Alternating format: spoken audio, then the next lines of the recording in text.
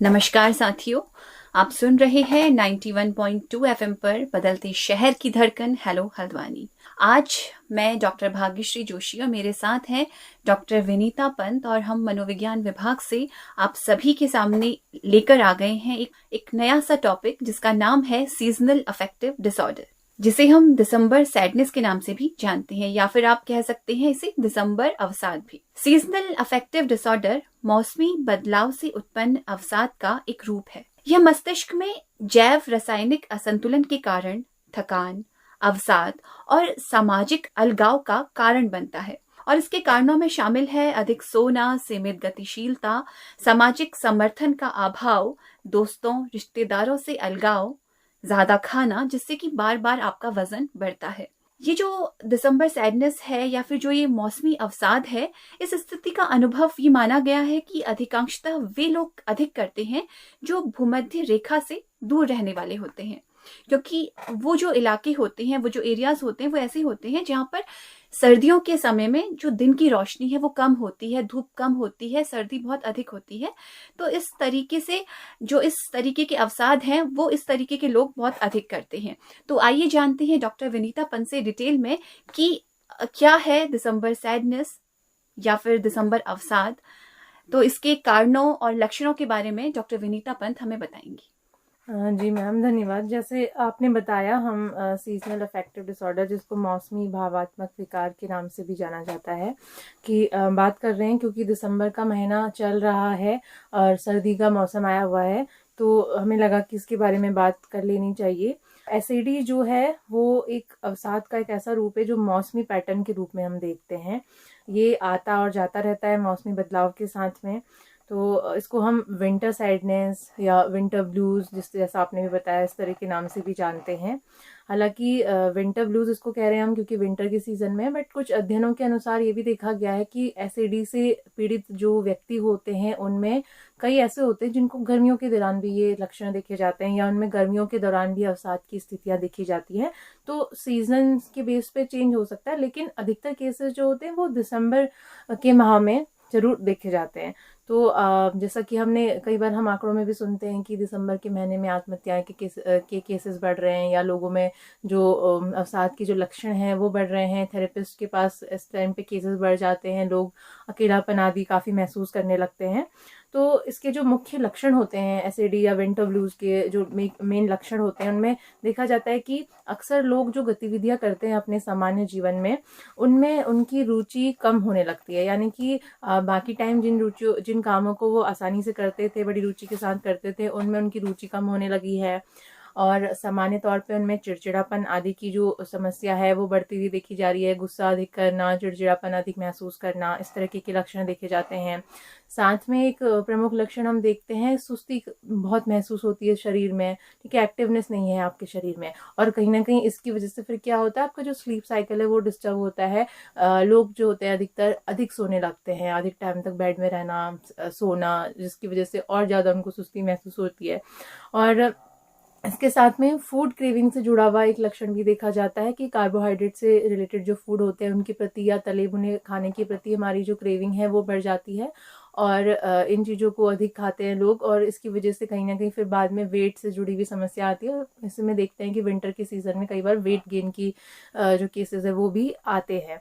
तो इस तरीके के जो प्रमुख लक्षण हैं वो सीजनल डिसऑर्डर के जो विंटर सैडनेस वाले जो पेशेंट होते हैं उनमें देखे जाते हैं।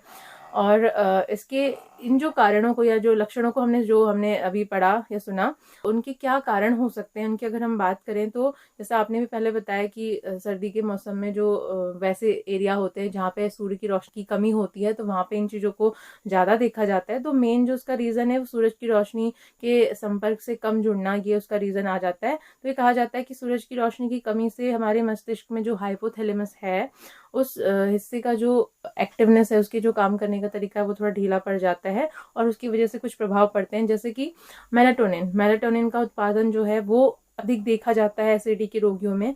मेलाटोनिन ऐसा हार्मोन है जो हमें नींद का एहसास कराता है। तो एसिडी के जो रोगी होते हैं उनमें इसका जो उत्पादन है सामान्य स्तर से अधिक हो जाता है, जिसकी वजह से अधिक सुस्ती, थकान महसूस होना, सोने का अधिक मन करना, इस तरीके के लक्षण आने लगते हैं।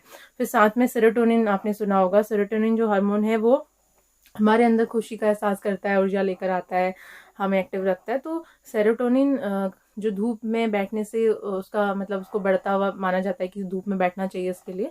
लेकिन सर्दियों के मौसम में क्योंकि सूरज की रोशनी की कमी है और वहाँ पे जाना नहीं हो रहा है, तो उसकी वजह से इसका जो स्तर है वो कई बार कम हो जाता है। उसकी वजह से हमारी नींद प्रभावित हो रही है, या सबसे मेन जो है मूड प्रभावित हो रहा है। मूड में चिड़चिड़ापन जो आ रहा है, खुशी का एहसास हमें नहीं हो रहा, सैडनेस महसूस हो रही है, वो कहीं ना कहीं सेरोटोनिन की वजह से भी होती है। और इसके साथ में हमारी जो सर्कैडियन रिदम होती है बॉडी की, कि हम टाइमली हम उठते हैं, सूरज की रोशनी के साथ, अंधेरे के साथ हम सोते हैं, हमारी बॉडी का एक रिदम होता है। तो वो जो रिदम है वो भी डिस्टर्ब होता है। उसकी वजह से लोग देखा होगा आपने, हम सभी कई बार सुबह जो है, कई लोग दिसंबर के टाइम या सर्दी के टाइम में लेट उठने लगते हैं। फिर कभी भी नींद आ रही है, कभी रात को देर तक नहीं नींद आ रही है, सुबह लेट तक आ रही है, या फिर दिन में भी सो रहे हैं। मतलब इस तरीके की जो उसमें डिस्टर्बेंसेस हैं उस रिदम में, वो आ जाते हैं। और इससे भी कई सारे जो लक्षण हैं एसिडी के वो उत्पन्न हो जाते हैं। तो ये मुख्य कारणों के रूप में हम विंटर ब्लूज या विंटर सैडनेस के देखते हैं। अब इनके कुछ तो ऐसे तरीके हो सकते हैं जिनको अपनाकर हम इन लक्षणों को कम कर सकते हैं, या इन कारणों को हम पकड़ सकते हैं। तो मैम, आप कुछ इन तरीकों को बताना चाहेंगी हमें? बिल्कुल डॉक्टर विनीता, कुछ तरीके हैं जिनके जरिए हम इस तरीके की जो सैडनेस है उसे कम कर सकते हैं। जैसा कि आपने सबसे पहले बताया था, प्रकाश की कमी जो हमने बात करी थी उसके बारे में, तो प्रकाश चिकित्सा सबसे ज्यादा उपयोगी इसमें होती है। तो ज्यादा से ज्यादा हमें टाइम धूप में बिताना चाहिए, धूप में बैठना चाहिए। इससे क्या होता है, जो सेरोटोनिन और मेलेटोनिन की आपने बात करी थी, तो उसकी जो मात्रा है वो शरीर में सही बनी रहती है। अभी हमने ये भी कहा कि जिन एरियाज में धूप की कमी होती है, रोशनी की कमी होती है, वहां पर ये जो दिक्कतें हैं वो ज्यादा होती हैं। तो ऐसी जगह में जो चिकित्सक होते हैं वो लैंप थेरेपी को यूज करते हैं, यानी कि जो सूरज की रोशनी है उसका अनुकरण करना एक लैंप के जरिए जो पेशेंट है उसे सिखाया जाता है, ताकि क्या रहे, उसका जो प्रकाश का जो मात्रा है उसकी जिंदगी में वो पर्याप्त बनी रहे। तो इस तरीके से जो प्रकाश चिकित्सा है उसका उपयोग किया जाता है। इसके अलावा जो दैनिक हमारी चर्या होती है, जीवनचर्या होती है, दिनचर्या होती है, उसमें बदलाव करने से भी हम इससे निजात है पा सकते हैं। जैसे कि आप पानी की मात्रा शरीर में बढ़ा सकते हैं। होता क्या है, दिसंबर के महीने में ठंड अधिक होती है, तो लोग पानी का जो पानी पीना जो है वो बहुत कम कर देते हैं। तो पानी का प्रचुर मात्रा में आप उपयोग करें, पानी ज्यादा पीजिए। इसके अलावा जो आपने कहा कि सेरोटोनिन का लेवल कम हो जाता है, हम बहुत ज्यादा सोने लगते हैं, हमारी जो फिजिकल एक्टिविटीज हैं वो कम हो जाती हैं, तो आप खेल कूद, एक्सरसाइज जैसी गतिविधियां करके जो सेरोटोनिन का लेवल है उसे ठीक रख सकते हैं अपने शरीर में। इसके अलावा पौष्टिक आहार लेना, तला भुना जो चीजें हैं उनको कम खाना, इसके जरिए भी आप ठीक रह सकते हैं। इसके अलावा देखा गया है कि जो गर्म तेल है उसकी मालिश शरीर में करने से भी आप इस तरीके के अवसाद से बच सकते हैं। होता क्या है, जब आप तेल की मालिश अपने शरीर में करते हैं तो जो ब्लड सर्कुलेशन है वो सही बना रहता है बॉडी में। इसके अलावा डांस करना, अच्छा साहित्य पढ़ना, अच्छा म्यूजिक सुनना, इन तरीकों का उपयोग भी आप इस तरीके के अवसाद से बचने के लिए कर सकते हैं। इसके अलावा बातचीत करना, अपने दोस्तों से, रिश्तेदारों से मिलना, इसके जरिए भी इस तरीके के अवसाद को कम किया जा सकता है। आप बातचीत कीजिए अपने दोस्तों से, मिलिए जुलिए, क्योंकि आप घर में बैठे रहेंगे तो आपको इस तरीके की चिंताएं और अवसाद का जो लक्षण है वो ज्यादा महसूस होंगे। तो जब आप लोगों से मिलते जुलते हैं, बातचीत करते हैं, तो इस तरीके की परेशानियां आप कम अनुभव करते हैं। इसके अलावा मनोचिकित्सा की अगर बात की जाए तो एंटी डिप्रेसेंट का यूज किया जाता है। इसके अलावा सीबीटी का यूज किया जाता है। तो ये कुछ तरीके हैं जिन तरीकों से हम क्या कर सकते हैं, इस अवसाद से निजात पा सकते हैं। जी मैम, बिल्कुल आप सही कह रही हैं। मुझे लगता है इस मौसम में अधिकतर लोग क्या ठंड की वजह से घरों में अपने अपने दबे रहते हैं, और आसपास मिलना ज़्यादा नहीं हो पाता। और सर्दी की छुट्टियां भी जब होती हैं तो लोग इधर उधर जाने की बजाय ज़्यादातर कई लोग घर पे रहते हैं, तो शायद बातचीत की कमी भी रहती होगी। पर आजकल तो फ़ोन वगैरह है और सोशल मीडिया है, इससे हम जुड़े रह सकते हैं और एक दूसरे से बात कर सकते हैं। तो इस तरीके से अपने अकेलेपन को मुझे लगता है हर कोई कम कर सकता है। बहुत तरीके हैं आजकल। और थोड़ा सा मुझे ये भी लगता है कि ठंड बढ़ने की वजह से जो शारीरिक गतिविधियां उनमें भी कमी आ जाती है, एक्टिवनेस कम हो जाती है। हाँ, तो खुल के एक्सरसाइज करना, और क्योंकि हम लोग ठंड की वजह से भी कई बार बचते हैं एक्सरसाइज वगैरह से, थोड़ा तो समय जरूरी है अपने लिए निकालना, एक्सरसाइज करना, खेल कूद करना। बाकी फ्रूट्स वगैरह जो मौसमी फ्रूट्स होते हैं उनको भी लेना यहाँ पे लाभदायक जरूर होगा। तो आज के लिए बस इतना ही। आज हमने जाना कि क्या है ये मौसमी अवसाद, क्या है दिसंबर सैडनेस। तो इसी तरीके से किसी एक नए टॉपिक के संग बहुत जल्द ही आपसे पुनः मिलेंगे। तब तक के लिए दीजिए इजाजत मुझे और विनीता को। धन्यवाद। धन्यवाद।